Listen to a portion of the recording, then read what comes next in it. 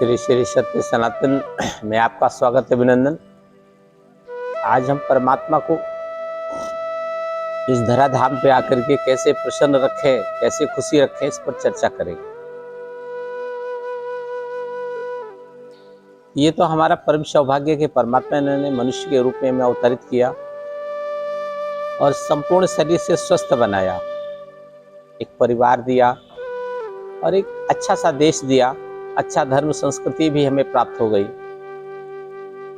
इस देश में समस्त प्रकार के अवतारों का जन्म भी हुआ। पवित्र नदियाँ, पहाड़, संसार में कहीं भी ऐसा वैभवपूर्ण देश नहीं है जो जैसा अपना देश है, भारत राष्ट्र है। इतनी सब वैभवता का गर्व इस जीवात्मा को मिलना चाहिए। यही धराधाम पे परमात्मा भी मनुष्य रूप में आए थे और वह रह करके इसको बढ़ाया था। मानवता को एक बहुत अच्छी तरह स्थापित करके गए थे, असुरों का संहार किया था, दुष्ट लोगों को समाज से मिटाने का काम किया था। ऐसे बहुत पवित्र कार्य, बहुत श्रेष्ठ कार्य, सज्जनों को बचाया, असुरों का विनाश किया, अत्याचारियों का अंत किया। ऐसा परमात्मा ने अनेक काम किए हैं। तो परमात्मा ये चाहता है कि जीवात्मा जो धरती पर है, हमारा जो प्रतिनिधि है, हमारा जो राजदूत है, वहां गया है, वो भी ऐसी काम को करे। इससे इतर काम करेगा, गलत करेगा तो राक्षसी प्रवृत्ति का बनेगा, तो परमात्मा को प्रिय नहीं होगा। परमात्मा उससे कैसे खुशी होगा? भगवान ने जो जो बातें, जो जो चीजें बनाई है इस धरती पर, अगर उसको कोई बढ़ाता है तो परमात्मा खुशी होता है। जैसे प्रकृति बनाया, पेड़ पौधे बनाया, इसको कोई बढ़ाएगा तो परमात्मा खुशी होगा।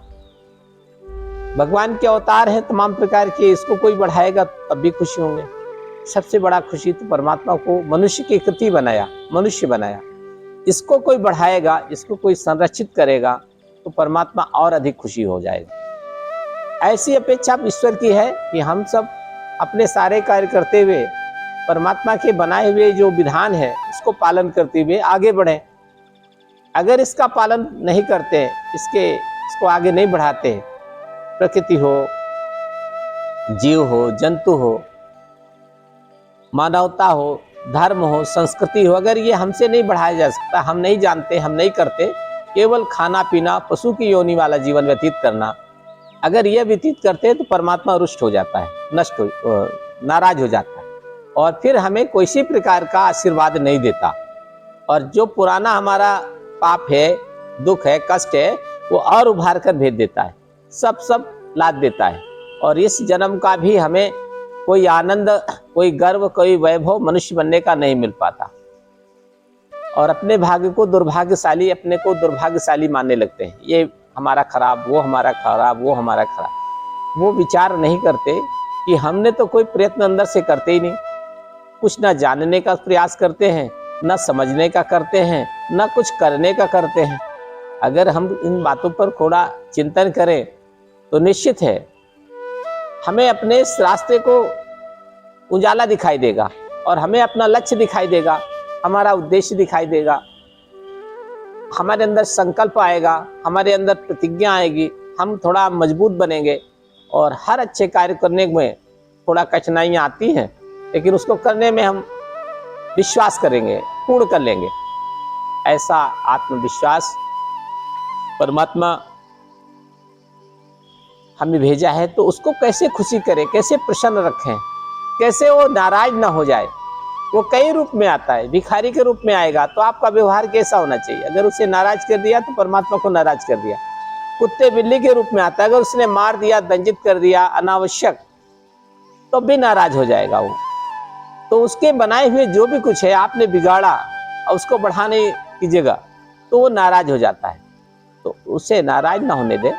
और कैसे हमारे संस्कार, हमारा मन, और ये नाराजगी दो लोग करते हैं, मन और बुद्धि करता है, आत्मा करती नहीं। आत्मा किसी को दुख नहीं देती है, आत्मा का काम ही नहीं है किसी को दुख दे। वो परमात्मा का हिस्सा है।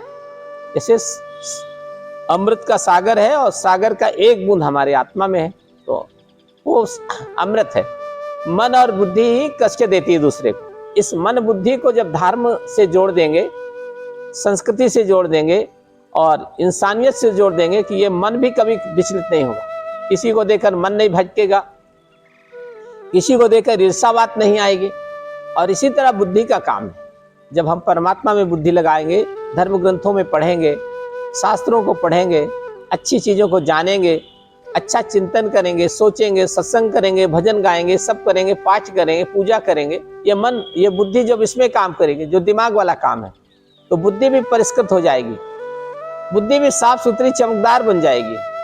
और फिर आप एक बार भी कोई चीज करेंगे तो वो चीज आपको स्पष्ट दिखाई देगी, फिर आपकी बुद्धि भी आपको ठीक रखेगी। तो मन और बुद्धि ये दोनों को अगर ठीक नहीं, ये शरीर है, ये तो हड्डी मांस है, ये तो कोई काम करता नहीं, इसको मन बुद्धि कहता है, वही करता है। पैर उठाओ तो उठाएगा और नहीं पड़ा तो पड़ा है। तो ये शरीर तो केवल एक साधन है, जैसे कोई गाड़ी है, साधन है, उसमें तेल भरो, तब इंजन स्टार्ट करो, चले जाओ, अपने आप गाड़ी थोड़ी चली जाएगी। वैसे शरीर अपने आप नहीं जाता, ये तो एक ढांचा है आपका मिला हुआ, और सब कुछ मन और बुद्धि के तहत चलता है। आत्मा इसका वो मास्टर है। तो हमें अच्छे चीज़ों को करते रहने से परमात्मा खुशी होता है, प्रसन्न होता है, और हमारी तरक्की होती है, हमारा उन्नति होती है। हमारे पूर्वजनों का 50 बार हमने जन्म लिया होगा, उस सब का इकट्ठा किया हुआ है, और इस जन्म में हमको मिलता रहता है। तो कहते हैं हम अच्छा काम करते हैं, हमको कष्ट क्यों मिलता है? तो कष्ट तो वो पुराना वाला ही मिल रहा है ना, अभी नया तो खाता खुला ही नहीं है आपका।